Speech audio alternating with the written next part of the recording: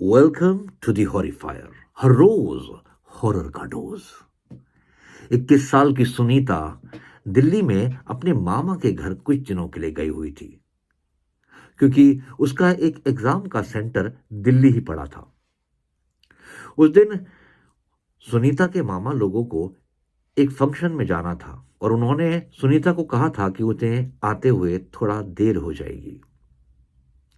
रात के करीब 12:30 बज रहे थे। सुनीता अपने कमरे में बैठे पढ़ाई कर रही थी कि तभी सुनीता के कमरे के ऊपर वाले फ्लैट से अजीबोगरीब आवाज आने लगी। कोई उछल रहा था, धम धम धम करके आवाज आ रही थी। कोई चेयर खींच रहा था, कोई टेबल खींच रहा था, और वो आवाज रुकने का नाम ही नहीं ले रही थी। सुनीता ने अपने आप को कंट्रोल किया, 5 मिनट, 10 मिनट, 15 मिनट, मगर मानो कोई उछल रहा था, कूद रहा था और उसको बहुत डिस्टरबेंस हो रही थी उससे। सुनीता ने ठान लिया कि वो ऊपर वाले फ्लोर में जाएगी और उनसे कहेगी कि प्लीज ये शोर करना बंद करो, मुझे पढ़ाई करनी है, मेरा पेपर है। सुनीता अपने फ्लोर से 17th फ्लोर पहुंची। उसने दरवाजा खटखटाया, मगर फिर दरवाजा अपने आप खुल गया। सुनीता ने अंदर झांका तो ड्राइंग रूम में एक टेबल पड़ा हुआ था। ड्राइंग रूम पूरा सुनसान सा था और उस डाइनिंग टेबल के किनारे दो बच्चे, करीबन 8 और 11 साल के, किनारे बैठे सर झुकाकर कुछ अजीब सी आवाजें निकाल रहे थे, मानो कुछ याद कर रहे हो।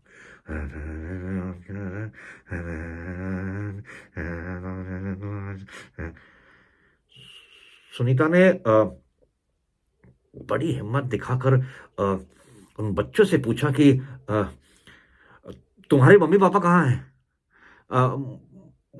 उनसे मुझे बात करनी है। अ, इतना हल्ला मत करो, मैं नीचे पढ़ाई कर रही हूँ, मेरा पेपर है। उन्हें कह देना। अ, कहाँ है तुम्हारे मम्मी पापा? दोनों बच्चों ने एकदम से रुक कर सुनीता की तरफ देखा। दोनों बच्चे मानो नीले पड़े थे। उनकी चेहरे की जो त्वचा थी, जो स्किन थी, बहुत रफ हो रखी थी।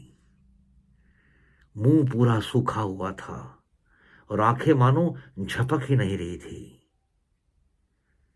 एक बड़े वाले बच्चे ने सुनीता से कहा, मम्मी पापा आपके घर गए हैं। और फिर दोनों बच्चों ने दोबारा अपना सर झुकाकर वही कुछ बोलना शुरू किया।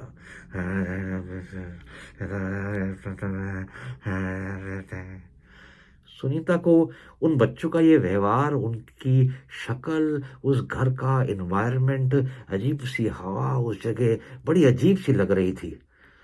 उसने वापस अपने घर जाने के लिए वो मुड़ी, पर तभी उसकी नजर पंखे पर पड़ी। पंखे पर अजीबोगरीब रस्सियां लटक रही थी। सुनीता ने ज्यादा ध्यान नहीं दिया और फिर वो वापस अपने मामा के फ्लैट 16th माले पर चली गई।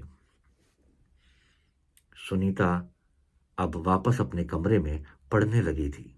उसके दिमाग में बार बार वो बच्चे आ रहे थे जो अजीब वो गरीब दिख रहे थे, मगर फिर उसने ध्यान दिया और अपना पढ़ाई करनी शुरू करी।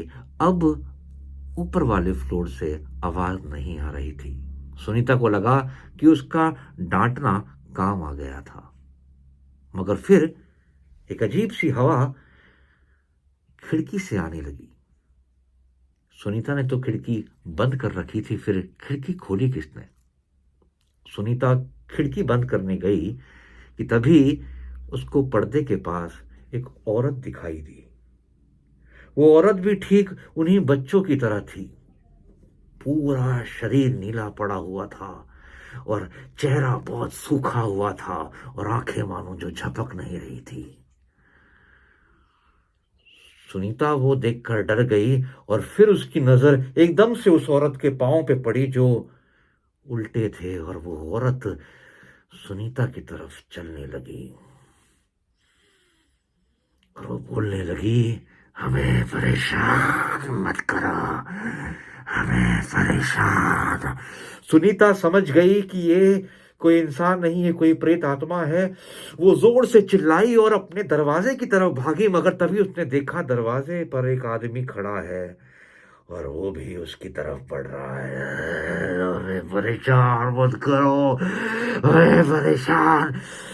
सुनीता चीखी चिल्लाई और डर के मारे वो बिस्तरे के नीचे, बेड के नीचे छुप गई और फिर कांपने लगी। और फिर उसने देखा कि किनारे से वही दोनों चेहरे सुनीता को देख रहे हैं। सुनीता ने जोर से चीखा और फिर अपनी आंखों को बंद कर लिया। कुछ ही देर में सुनीता को अपने मामा मामी की आवाज सुनाई दी।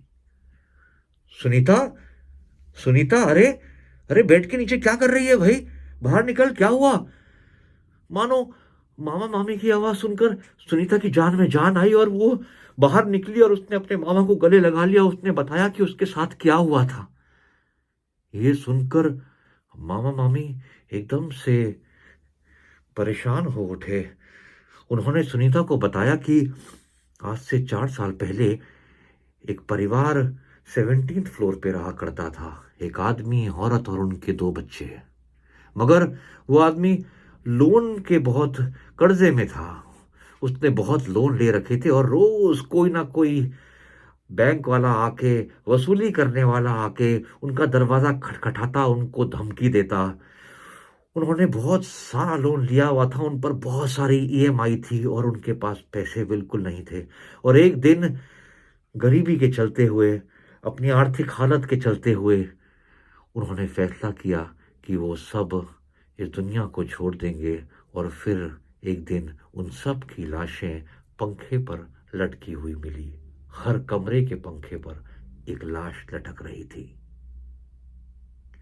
उसके बाद से 17 फ्लोर को बंद कर दिया गया और वहां कोई नहीं आया। 4 सालों से वहां ताला लगा था। फिर सुनीता अंदर कैसे चली गई थी? ये सुनकर सुनीता डरने लगी और उसे याद आया, शायद इसीलिए वो लोग उसे कह रहे थे कि हमें परेशान मत करो, हमें परेशान मत करो। उसको वो मंजर बार बार याद आ रहा था। सुनीता की तबीयत खराब हो गई।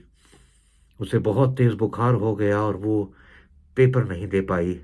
मगर एक चीज जो जिंदगी भर उसके जहन में रह गई, वो थी 17th फ्लोर, जहां मरे थे 4 लोग।